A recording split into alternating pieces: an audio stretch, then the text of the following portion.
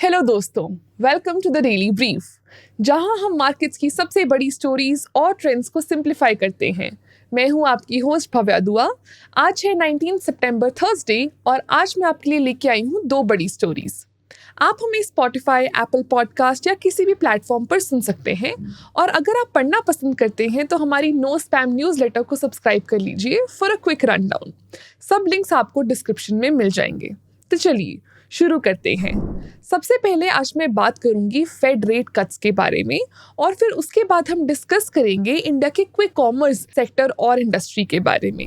तो चलिए Fed rate cut से शुरू करते हैं। कुछ हफ्तों पहले फेडरल रिजर्व के हेड जेरोम पॉवेल ने एक ऐसी बात कही जो सब सुनना चाहते थे। उन्होंने बोला, the time has come for policy to adjust. मतलब फेड जल्द ही इंटरेस्ट रेट्स कट कर सकता है। और जब तक आप ये सुनते हैं शायद फेड अपना रेट का डिसीजन ले भी चुका होगा। हम पहले भी फेड के रेट कट्स और इन्फ्लेशन के बारे में बात कर चुके हैं, तो आपको अंदाजा होगा कि यूएस के रेट कट्स करना कितनी बड़ी बात है और क्यों। लेकिन आज हम देखते हैं कि यूएस में क्या हो रहा है और इसका असर सिर्फ उन पर ही नहीं बल्कि इंडिया जैसे देशों पर भी कैसे पड़ता है। 2021 से इन्फ्लेशन एक कांस्टेंट प्रॉब्लम बनी हुई है। पैंडेमिक ने ग्लोबल सप्लाई चेन को बिगाड़ दिया, जिसके कारण कंपनीज को रॉ मटेरियल्स नहीं मिल रहे थे। जब इकोनॉमी रिकवर करने लगी तब बिजनेसेस और इंडिविजुअल्स की डिमांड्स वापस बढ़ गए। ऊपर से गवर्नमेंट ने इकोनॉमी में पैसे पंप कर दिए स्टिमुलस पैकेजेस के थ्रू। इस हाई डिमांड और लिमिटेड सप्लाई का मिक्स प्राइसेस को ऊपर ले गया, जिससे इन्फ्लेशन बढ़ गई।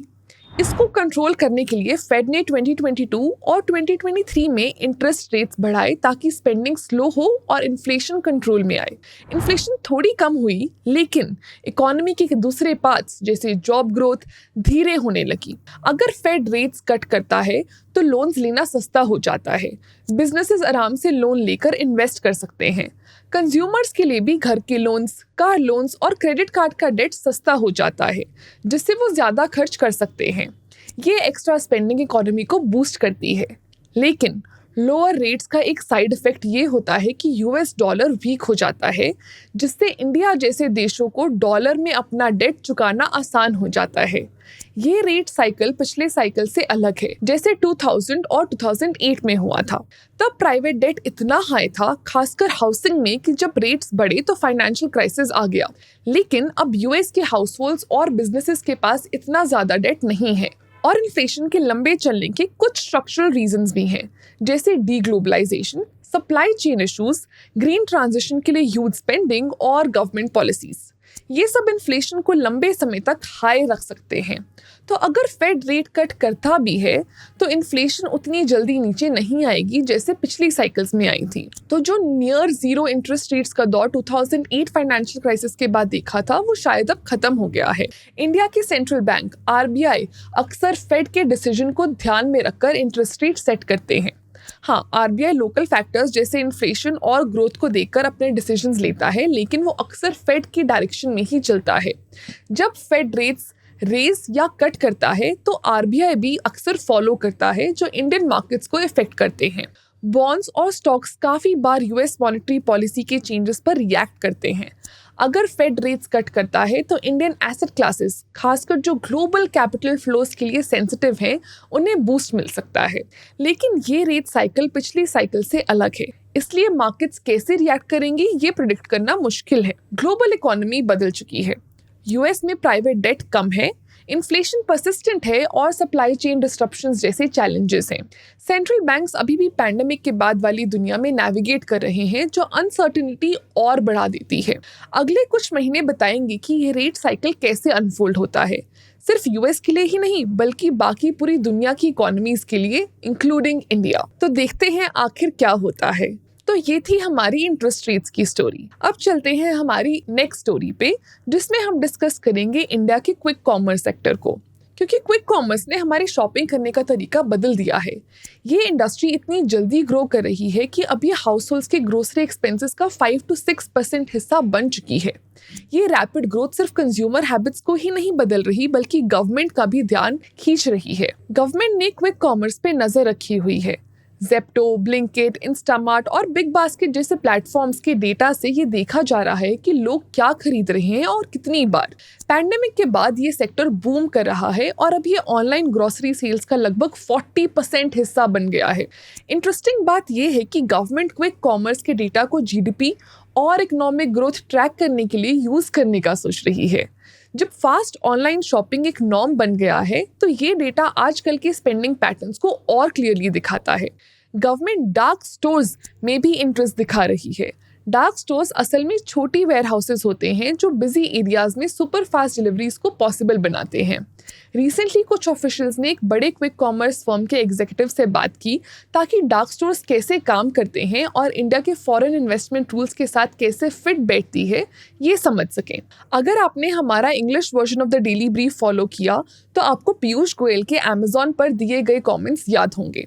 उन्होंने कंपनी को ऐसे लूप होल्स का यूज करने के लिए क्रिटिसाइज किया था जिससे इंडिया के फॉरेन इन्वेस्टमेंट रूल्स को बाईपास किया जा सके। उनके हिसाब से अमेजॉन के कॉम्प्लेक्स बिजनेस स्ट्रक्चर से वो इनडायरेक्टली इन्वेंट्री और सेलर्स को कंट्रोल कर रहा था जो छोटे बिजनेसेस के लिए नुकसान और फेयर कंपटीशन को डिसरप्ट करता है।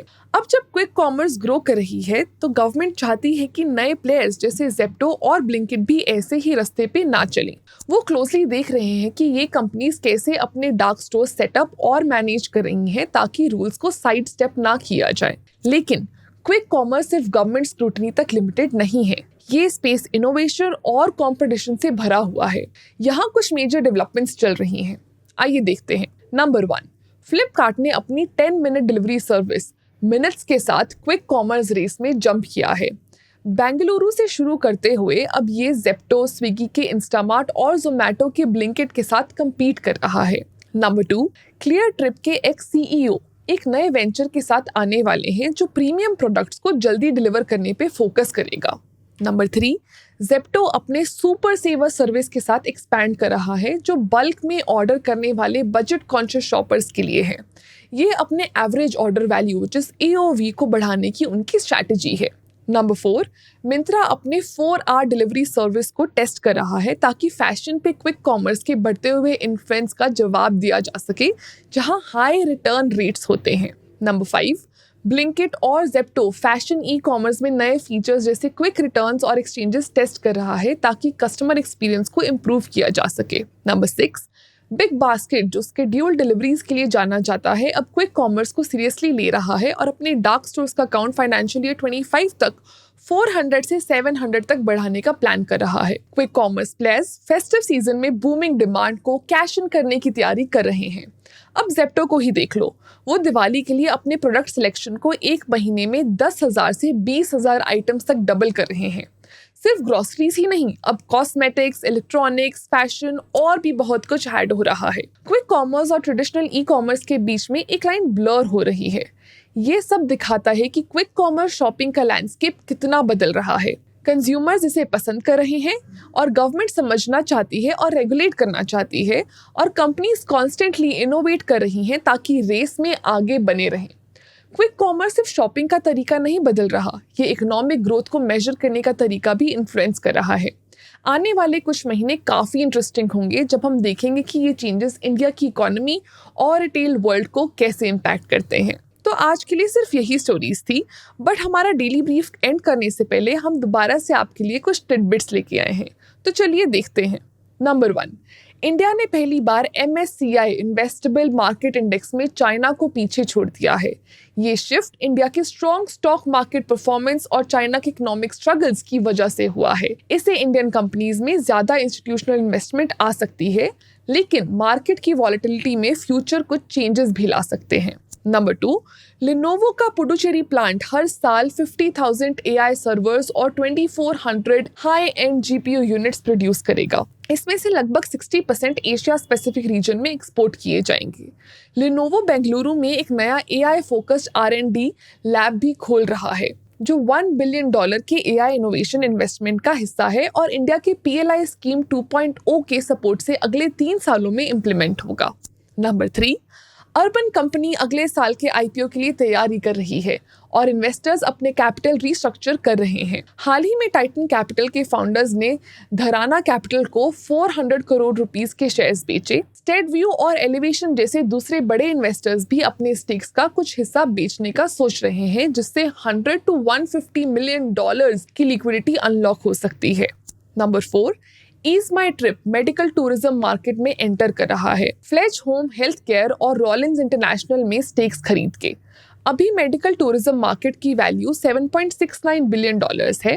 इस मूव से ईज माई ट्रिप उन ट्रैवलर्स को बेटर सर्व कर पाएगा जो मेडिकल और वेलनेस ट्रीटमेंट्स के लिए अब्रॉड जाते हैं, और ट्रैवल और टूरिज्म इंडस्ट्री में अपनी प्रेजेंस और स्ट्रॉन्ग करेगा। नंबर 5, हिंदुस्तान यूनिलीवर अपना luxury beauty brand R Glass India में लॉन्च कर रहा है। जैसे जैसे कंज्यूमर्स हाई एंड प्रोडक्ट्स पर ज़्यादा खर्च कर रहे हैं, HUL इस प्रीमियमाइजेशन ट्रेंड का फ़ायदा उठाना चाहता है। कंपनी का प्लान है कि ग्लोबल लग्जरी ब्रांड्स के साथ compete करे और इंडिया की एक्सपैंडिंग प्रीमियम ब्यूटी सेगमेंट में अपना मार्केट शेयर बढ़ाए। तो ये थी आज की बड़ी स्टोरीज। मैं हूँ आपकी होस्ट भव्या दुआ और ये था आज का डेली ब्रीफ। मिलते हैं अगले एपिसोड में।